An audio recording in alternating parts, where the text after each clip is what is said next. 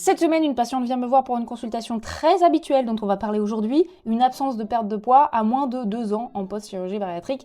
Et qu'est-ce qu'on fait? Qu'est-ce qui se passe? Il n'y a plus de perte de poids. Déjà, l'idée principale, c'est de différencier un plateau d'une stagnation définitive de la perte de poids. Si le plateau dure plus d'un mois, c'est qu'il y a clairement un souci et qu'il faut qu'on réussisse à l'identifier. C'est pas normal de plus du tout avoir de perte de poids à 1 an de la chirurgie bariatrique. Généralement, le poids diminue pendant les 2 premières années de la chirurgie bariatrique. Donc qu'est-ce qu'on va faire nous en pratique? D'une part, on va faire un bilan trouble du comportement alimentaire s'il y a de l'alimentation émotionnelle, pour identifier s'il y a une relation entre cette absence de perte de poids et une situation, un état psychologique qui est fragilisé. Si c'est le cas, c'est pas grave, on lance la prise en charge en TCC, en thérapie cognitivo-comportementale, pour prendre en charge ces troubles du comportement alimentaire et repartir sur des bonnes bases, ce qui va nous permettre à nouveau de perdre du poids.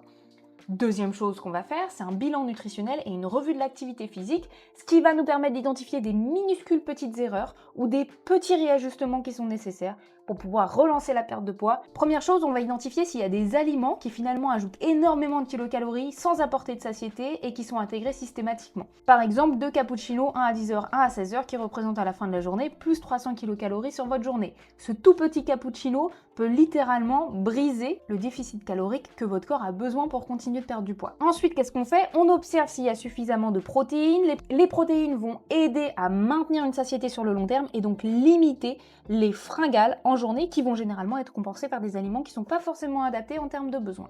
Deuxième chose, on identifie s'il y a suffisamment de glucides. S'il n'y a pas assez de glucides, ça veut dire que votre corps n'a pas suffisamment d'énergie pour faire ses activités du quotidien et donc forcément on devient moins dynamique.